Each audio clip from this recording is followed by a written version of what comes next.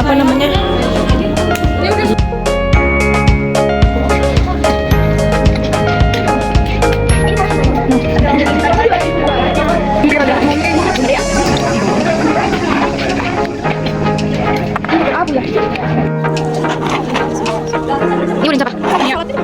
Itu jadi ditutupin itu bawahnya.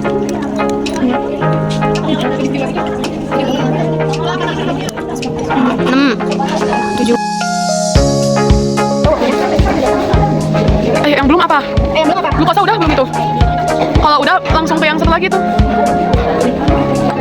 Iya, aku benci ini pakai kembang lupa kok ini. Bau di pintu.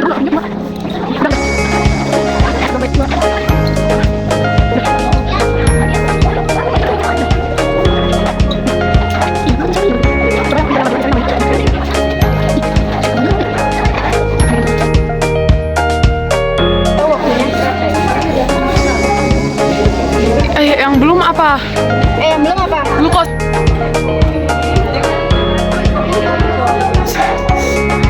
Maksudnya kita catat baunya tuh kayak gimana? Bau seblak, bau gitu. Iya.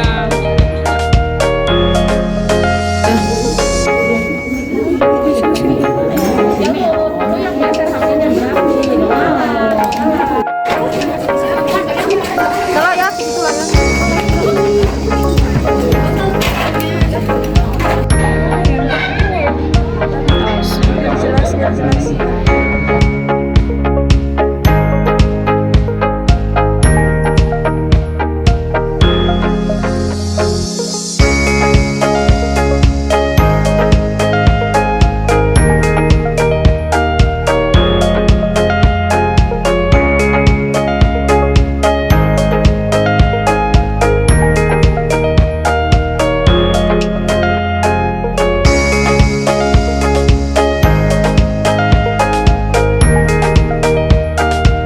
Hasil uji Benedict menunjukkan adanya variasi yang menarik antara sampel urin kelompok 3. Pada urin Nabila, Vira, Natasha, dan Fania, terdeteksi adanya endapan hijau yang mengindikasikan adanya gula produksi sekitar 1% dengan intensitas tertinggi pada sampel urin Nabila. Fenomena ini dapat dijelaskan melalui beberapa mekanisme fisiologis. Dalam kondisi normal, ginjal memang menyaring glukosa di glomerulus, namun kemudian mereabsorpsi hampir seluruhnya 99% di tubulus proksimal melalui transport SGLT2 atau sodium glucose contrasport yang merupakan protein khusus di ginjal yang bertugas seperti pintu penyerap gula. Adanya glukosa dalam urin atau glukosuria pada keempat sampel tersebut mungkin disebabkan oleh beberapa faktor. Yang pertama adalah konsumsi makanan manis sebelum pengujian, lalu efek Down phenomenon di mana hormon kortisol di pagi hari dapat meningkatkan kadar glukosa darah sementara, atau kemungkinan variasi individual dalam ambang ginjal. Sementara itu, hasil negatif tidak ada endapan hijau pada urin Salwa dan Anissa ketika diuji Benedict menunjukkan fungsi ginjal yang optimal dalam mereabsorpsi glukosa, di mana seluruh glukosa yang difiltrasi dan berhasil diserap kembali ke darah karena kadar glukosa darah mereka mungkin berada di bawah ambang ginjal, yaitu sekitar 160-180 mg per desiliter. Perbedaan hasil ini juga dapat dipengaruhi oleh status hidrasi. Dehidrasi ringan dapat meningkatkan konsentrasi urin sehingga memperjelas deteksi glukosa. Hasil positif yang bervariasi intensitasnya, terutama pada Nabila yang paling tinggi, itu menunjukkan adanya perbedaan individual dalam metabolisme atau sensitivitas terhadap faktor-faktor yang disebutkan. Untuk memastikan penyebabnya, diperlukan pemeriksaan lanjutan seperti tes gula darah. Hasil negatif pada Salwa dan Anissa merupakan indikator baik yang menandakan bahwa regulasi glukosa di glomerulus mereka bekerja dengan optimal dalam kondisi pengujian ini. Albumin merupakan protein utama dalam darah yang secara normal tidak ditemukan dalam urin dalam jumlah signifikan karena ukuran molekulnya yang besar dan muatan negatifnya yang menghambat filtrasi melalui glomerulus ginjal. Namun, ketika membran basal glomerulus mengalami kerusakan atau terjadi peningkatan tekanan dalam glomerulus, albumin dapat lolos ke dalam urin. Kondisi ini dikenal sebagai albuminuria. Albuminuria atau adanya albumin dalam urin merupakan salah satu indikator adanya gangguan fungsi ginjal. Uji urin menggunakan asam nitrit pekat ini dapat mendeteksi albumin melalui terbentuknya cincin putih pada lapisan antara urin dan reagen. Cincin putih ini terjadi karena denaturasi protein oleh asam nitrit yang mengendapkan albumin. Hasil uji albumin pada setiap sampel urin menunjukkan adanya reaksi negatif terhadap albumin, yaitu ditandai dengan tidak terbentuknya lingkaran atau cincin berwarna putih pada daerah kontak antara asam nitrit dengan urin yang mengindikasikan bahwa tidak terdapat kebocoran albumin dalam urin. Hal ini merupakan temuan normal karena ginjal yang sehat memiliki membran glomerulus yang utuh, sehingga mampu mencegah lolosnya protein besar seperti albumin ke dalam urin. Hasil negatif ini menegaskan bahwa fungsi filtrasi ginjal berjalan dengan baik tanpa adanya kerusakan signifikan pada glomerulus atau tubulus ginjal. Dengan demikian, hasil negatif pada uji albumin urin adalah indikasi positif bagi kesehatan ginjal, namun tetap memerlukan perhatian dan pemantauan lebih lanjut untuk memastikan tidak adanya masalah kesehatan yang tersembunyi. Deteksi dini terhadap potensi masalah kesehatan dapat membantu mencegah perkembangan penyakit ginjal yang lebih serius di masa depan. Klorida merupakan salah satu elektrolit utama dalam tubuh yang berperan penting dalam keseimbangan cairan, tekanan osmotik, serta keseimbangan asam basa. Ganong 2019. Ekskresi klorida dalam urin dipengaruhi oleh asupan makanan, hidrasi, serta fungsi ginjal. Uji klorida dalam urin bertujuan untuk mengidentifikasi keberadaan ion klorida Cl- melalui reaksi presipitasi dengan larutan perak nitrat AgNO3 yang menghasilkan pengendapan putih perak klorida AgCl. Jika klorida terdapat dalam sampel Murray et al. 2020, hasil praktikum menunjukkan pada sampel urin Nabila, Fania, Natasha, dan Vira tidak mengalami perubahan warna.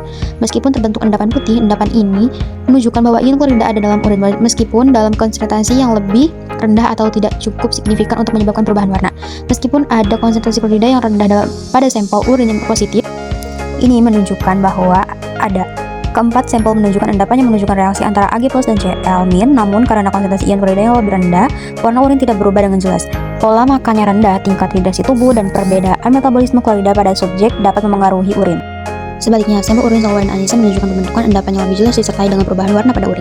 Perubahan warna ini menunjukkan bahwa dibandingkan dengan sampel lainnya, kedua sampel tersebut memiliki konsentrasi ion klorida yang lebih tinggi, jumlah endapan yang lebih besar yang membuat endapan lebih terlihat secara visual dapat menyebabkan perubahan warna pada urin. Ada peningkatan kadar klorida dalam urin pada sampel Salwa dan Anissa yang membuatnya lebih mudah ditemukan melalui reaksi. Ini dapat disebabkan oleh konsumsi garam yang lebih tinggi atau kondisi fisiologis yang memungkinkan ekskresi lebih banyak klorida dalam urin. Perbedaan reaksi ini menunjukkan bahwa kadar klorida dalam urin dapat berbeda antara individu dan dipengaruhi oleh berbagai faktor, termasuk diet, status hidrasi tubuh, dan metabolisme tubuh. Hasil pengamatan amonia dalam urin pada setiap anggota kelompok 3 terdapat variasi intensitas bau amonia yang mencerminkan kondisi fisiologis dan patologis yang dapat digunakan untuk mengevaluasi kesehatan sistem kemih. Urin dengan bau sangat kuat, yaitu +3, seperti pada Natasha, mengindikasikan konsentrasi amonia yang tinggi, yang dapat disebabkan oleh 3 faktor. Yang pertama adalah asupan protein berlebihan, dehidrasi atau infeksi saluran kemih oleh bakteri penghasil urease, misalnya Proteus mirabilis. Lalu ada tingkat sedang dengan +2 pada sampel Nabila, Fania, dan Anissa menunjukkan kadar amonia moderat yang dapat diakibatkan oleh hidrasi yang cukup atau asupan protein yang normal. Sementara itu, ketiadaan bau pada urin Vira dan Salwa mencerminkan kondisi optimal berupa hidrasi yang baik atau kadar urea yang rendah akibat pengenceran urin. Bau amonia dalam urin dipengaruhi secara signifikan oleh pH urin. Pada kondisi basah seperti yang terjadi pada infeksi saluran kemih, amonia akan berada dalam bentuk bebas atau NH3 yang bersifat volatil dan menghasilkan bau yang tajam. Sebaliknya, pada pH asam normal sekitar 4,5 sampai 6,5, amonia cenderung bertransformasi menjadi ion amonium atau NH4+ yang kurang volatil dan tidak memiliki bau yang menyengat. Oleh karena itu, urin sehat biasanya tidak berbau tajam karena didominasi oleh air 95%, urea 2%, dan amonia, yaitu yang terbentuk dari penguraian urea oleh bakteri urease, misalnya Proteus. Biasanya baunya akan muncul jika urin dibiarkan lama. Dengan demikian, variasi bau ini mencerminkan kondisi fisiologis dan patologis yang dapat digunakan untuk mengevaluasi kesehatan sistem kemih. Produk akhir dari metabolisme protein yang diekskresikan melalui urin sebagai bagian dari mekanisme tubuh dalam membuang nitrogen berlebih. Uji urea dalam urin bertujuan untuk membuktikan keberadaan urea melalui reaksi kimia yang menghasilkan kristal khas. Pada praktikum ini, sampel urin diteteskan 4 gelas, kemudian ditambahkan asam oksalat dan sodium hipobromide yang menyebabkan terbentuknya kristal urea yang dapat diamati di bawah mikroskop. Hasil praktikum menunjukkan bahwa setelah penambahan reagen, seluruh sampel urin menghasilkan kristal khas, mengonfirmasi keberadaan urea dalam urin, tetapi dengan jumlah dan ukuran yang bervariasi. Perbedaan jumlah kristal yang terbentuk dapat disebabkan oleh variasi kadar urea dalam masing-masing sampel urin. Menurut penelitian Murray DKK tahun 2020, kadar urea dalam urin sangat dipengaruhi oleh asupan protein dalam pola makan dan tingkat hidrasi individu. Semakin tinggi konsumsi protein, semakin banyak urea yang diekskresikan. Sebaliknya, individu dengan asupan cairan lebih tinggi cenderung memiliki urin yang lebih encer, sehingga konsentrasi urea lebih rendah dan jumlah kristal yang terbentuk lebih sedikit. Hasil ini sejalan dengan penelitian yang menyatakan bahwa urea adalah komponen utama dalam urin manusia, menyusun sekitar 50% dari total zat terlarut dalam urin, serta keberadaan urea dalam urin merupakan indikator fungsi ginjal yang normal. Dengan demikian, variasi jumlah kristal urea dalam 6 sampel urin yang diuji mencerminkan perbedaan kadar urea dalam urin masing-masing individu. yang dapat dipengaruhi oleh faktor metabolisme, pola makan, dan tingkat hidrasi. Buatlah siklus perubahan glukosa dan jelaskan mengapa terjadi perubahan demikian. Glukosa merupakan sumber energi utama bagi tubuh manusia. Siklus perubahan glukosa dalam tubuh diatur melalui mekanisme hormonal dan melibatkan beberapa organ, terutama hati, otot, dan jaringan lemak. Proses ini dipengaruhi oleh hormon insulin dan glukagon yang diproduksi oleh pankreas. Yang pertama, setelah makan, fase absorptif, yaitu ketika kita mengonsumsi makanan, terutama karbohidrat, kadar glukosa dalam darah meningkat. Pankreas merespon dengan melepaskan insulin yang memicu sel-sel tubuh untuk menyerap glukosa. Di hati, glukosa diubah menjadi glikogen melalui proses glikogenesis. Kelebihan glukosa juga dapat diubah menjadi trigliserida dan disimpan ke dalam jaringan lemak. Yang kedua, saat puasa atau tidak makan, fase post-absorptif. Jika tidak ada asupan makanan, kadar glukosa darah menurun. Pankreas mengeluarkan glukagon yang memicu hati untuk memecah glikogen menjadi glukosa melalui glikogenolysis. Jika simpanan glikogen habis, tubuh akan melakukan gluconeogenesis, yaitu pembentukan glukosa baru dari sumber non-karbohidrat seperti asam amino dan gliserol. Yang ketiga, pada saat aktivitas fisik atau stres, yaitu ketika berolahraga atau dalam kondisi stres, tubuh membutuhkan energi lebih banyak. Hormon seperti adrenalin dan kortisol meningkatkan pemecahan glikogen dan gluconeogenesis untuk memastikan pasokan glukosa tetap mencukupi. Mengapa perubahan ini terjadi? Perubahan kadar glukosa terjadi untuk menjaga homeostatis, yaitu keseimbangan kadar gula darah agar tidak terlalu tinggi hiperglikemia atau terlalu rendah hipoglikemia. Insulin dan glukagon bekerja berlawanan untuk mengatur hal ini. Jika mekanisme ini terganggu, tubuh tidak dapat mengontrol glukosa dengan baik, menyebabkan masalah kesehatan serius. Dengan demikian, siklus glukosa sangat penting untuk memastikan sel-sel tubuh selalu mendapat energi yang cukup. Bagaimanakah jumlah glukosa dalam darah setelah beberapa saat Anda makan? Bagaimanakah hubungannya dengan kadar glukosa optimum darah? Jelaskan. Setelah makan, terutama makanan yang mengandung karbohidrat, kadar glukosa dalam darah meningkat. Prosesnya dapat dijelaskan dalam beberapa fase. Yang pertama, 0-1 jam setelah makan, yaitu peningkatan cepat. Glukosa dari makanan diserap proses halus dan masuk ke aliran darah. Kadar glukosa darah meningkat, biasanya mencapai puncaknya dalam 30-60 menit setelah makan. Pada orang sehat, kadar glukosa darah bisa naik hingga 140-160 mg per desiliter, tergantung jenis dan jumlah karbohidrat yang dikonsumsi. Yang kedua, 1-2 jam setelah makan, yaitu penurunan perlahan. Pankreas mengeluarkan insulin untuk membantu sel-sel tubuh, otot, hati, dan lemak menyerap glukosa. Hati menyimpan kelebihan glukosa sebagai glikogen melalui glikogenesis. Jika kadar glukosa masih tinggi, kelebihannya diubah menjadi lemak. Kadar glukosa darah mulai turun mendekati kadar normal 7-100 mg per desiliter. Yang ketiga, 2-4 jam setelah makan, yaitu kembali ke kadar normal. Jika tidak ada asupan makanan lagi, kadar glukosa darah stabil pada kisaran 70-100 mg per desiliter. Insulin berhenti dikeluarkan dan tubuh mulai menggunakan simpanan energi jika diperlukan. Hubungan dengan kadar glukosa optimum darah. Kadar glukosa optimum darah pada orang sehat adalah saat puasa 70-100 mg per desiliter. 2 jam setelah makan, kurang dari 140 mg per desiliter. Jika kadar glukosa terlalu tinggi, lebih dari 200 mg per desiliter setelah 2 jam, bisa mengindikasikan resistensi insulin atau diabetes. Sebaliknya, jika terlalu rendah, kurang dari 70 mg per desiliter, dapat menyebabkan hipoglikemia, yaitu lemas, pusing, bahkan pingsan. Apakah hubungannya antara kadar albumin yang tinggi dalam urin dengan kesehatan yang bersangkutan? Jelaskan. Albumin merupakan molekul yang mempunyai berat molekul yang besar. Jika dalam urin seseorang mengandung albumin, maka menunjukkan terjadinya kerusakan pada membran basal glomerulus atau disfungsi endotel, juga iritasi ginjal karena di dalam ginjal terdapat bakteri atau substansi lain yang masuk. Salah satu contoh penyakit jika suatu urin mengandung terlalu banyak protein atau albumin adalah albuminuria atau proteinuria. Dalam kondisi normal, ginjal yang sehat akan mencegah protein besar seperti albumin masuk ke dalam urin. Namun, ketika terjadi kerusakan pada glomerulus, albumin dapat bocor ke dalam urin. Albuminuria ini tidak hanya menunjukkan gangguan ginjal, tetapi juga meningkatkan risiko komplikasi sistemik seperti edema atau pembengkakan, kencing berbuih, dan bahkan gagal ginjal kronis jika tidak ditangani dengan baik. Klorida yang terdapat dalam urin berasal dari apa? Jelaskan. Konsumsi garam terutama natrium klorida NaCl yang ditemukan dalam makanan dan minuman menyebabkan urin mengandung klorida.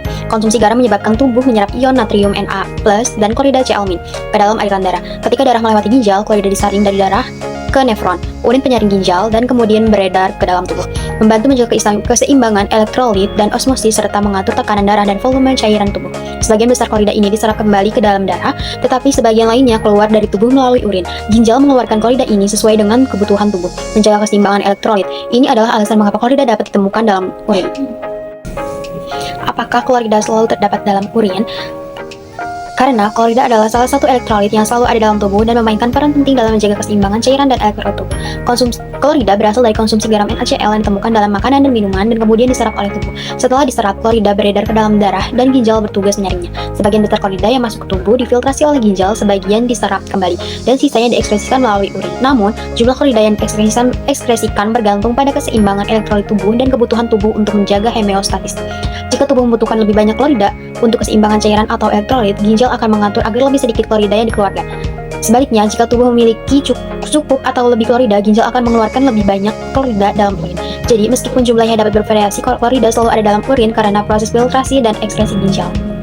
Tuliskan reaksi kimia yang terjadi pada percobaan di atas apabila uji tersebut positif. Jika yang dimaksud adalah uji klorida dalam urin, biasanya dilakukan menggunakan uji perak nitrat AgNO3.